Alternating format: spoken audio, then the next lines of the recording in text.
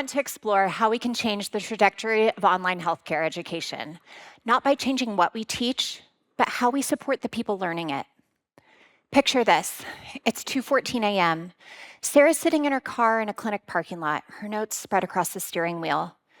Inside the building, patients are sleeping, and at home, her toddler is too. Sarah's studying to become a nurse. She's the first in her family to go to college. She works nights, and she's raising a child alone. And she studies in the small cracks of time most of us never notice, between shifts, during nap time, and in the quiet minutes before exhaustion wins. And yet, Sarah failed her first nursing course. Not because she wasn't smart, not because she wasn't capable, but because she faced barriers that had nothing to do with her intellect. The cost of childcare, exhaustion from work, and the stress of caring for her family while trying to build a future. When that happens, our instinct as educators is often to tell learners like Sarah to try harder, study more, manage time better, be more resilient.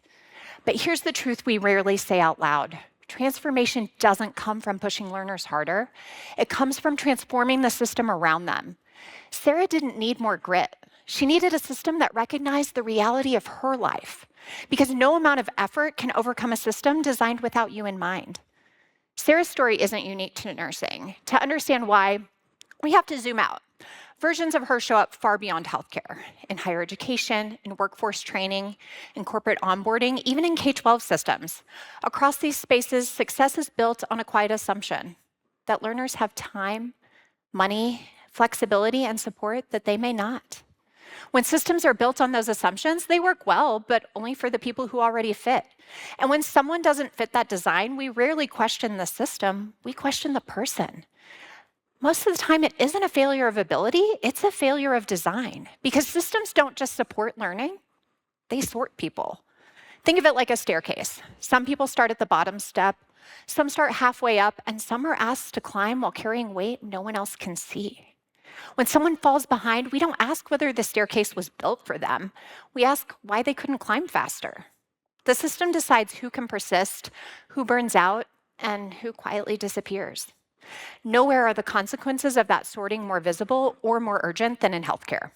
Because when education systems fail learners in healthcare, the cost isn't just personal.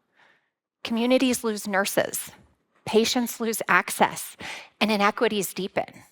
So healthcare isn't just one example among many, it's the clearest case study we have of what happens when systems are not built for the reality of human lives. And right now, that system's under more strain than ever. We're at a breaking point. By 2030, nearly 1 million US nurses will retire, and more than 2 of 5 active physicians will be 65 or older. At the same time, our high-need workforces don't reflect the communities they serve. Over 40% of the US population identifies as non-white, but only 20% of nurses do. So the question isn't whether we need more people in healthcare, it's who gets to enter these fields and who's left behind.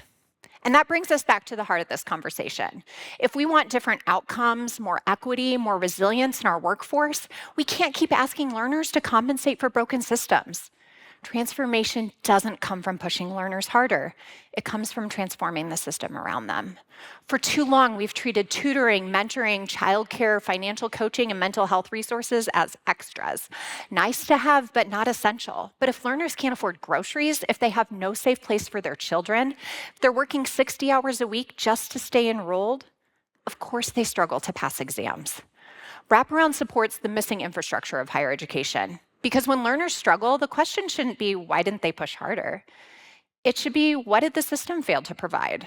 When we change the system, learners don't just survive, they transform. And so does the profession they enter. So what do I mean by wraparound support? Well, it's the comprehensive system of services that address the academic, psychosocial, and personal barriers to success. Things like academic coaching, learning labs, access to counseling, mental health services, help with financial navigation, emergency aid, career coaching, and most impactful, help with childcare, housing, and food security programs. In other words, it's recognizing that learners are whole people, not just test scores and course grades. So let's connect this back to healthcare. We all know healthcare is in crisis. But if we only recruit from populations with the privilege of support at home, we'll never build a workforce that reflects society or meets demand. Think about it. The communities most impacted by health inequities are the same communities underrepresented in healthcare. First-generation learners, learners of color, single parents, and rural residents. Without wraparound services, we're asking them to beat the odds and carry the weight of systemic inequity. And that's not just unrealistic, it's unjust. The National Academy's Future of Nursing 2020 to 2030 report calls on us to transform education and employment systems to achieve health equity. That means not just teaching future nurses how to care, but caring for them while they learn. And this is exactly where radical system transformation begins, because radical change doesn't always mean inventing something new. Sometimes it means redefining what we already do. For education, that means shifting from thinking of support as charity to viewing it as infrastructure. Thinking of wraparound as optional to embracing it as non-negotiable. And thinking of learner failure as personal weakness to recognizing it as systemic failure. This is radical because it requires institutions to take responsibility, not just for what happens in the classroom, but for everything that impacts a learner's ability to learn. Imagine if we designed colleges the way we design hospitals, with multidisciplinary teams ready to respond to the whole patient. Now picture the same for learners. Every learner with a team, a plan, and the resources to succeed. That's the transformation we need. And the evidence is clear. The effects of wraparound support transcend beyond healthcare. These services have positive effects in all areas of higher education. Rigorous research on comprehensive student support programs like SUNY New York's Accelerated Study and Associate Program shows these models can nearly double graduation rates compared to learners without those supports. In a study on this program reported by Brookings, learners receiving wraparound advising and coaching graduated at rates of 40% compared to just 22% for the control group. Additional evidence from NACADA shows that personalized coaching and academic case management interventions significantly improve persistence and retention. Not just short-term engagement, but long-term completion. At my own institution, when learners have access to targeted coaching, tutoring, and financial navigation, the impact is unmistakable. We see improvements not only in test scores, but in confidence, engagement, and persistence. Learners stopped disappearing quietly because the system started noticing them earlier. Wraparound isn't just good for learners, it's good for communities, for employers, and for society. So what does this mean for educators, administrators, policymakers, and healthcare leaders? It means we can no longer view wraparound support as extra. It's essential. It's an obligation.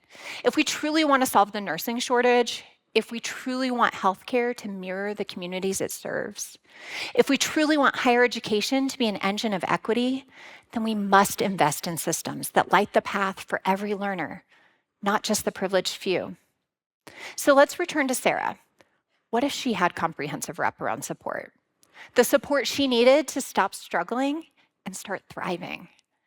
Not only could she pass her course and complete her program, her life and the life of her child would change forever when she became a nurse. Sarah would learn compassion and support through her college experience and pass that on to patients. There'd be a caring nurse making a difference in healthcare who might never have had the chance otherwise. That's what happens when we stop asking learners to carry the weight of inequity alone and instead carry it with them. Florence Nightingale once carried a lamp through the darkness, bringing light and hope to those in need. She didn't ask the wounded to heal themselves in the dark.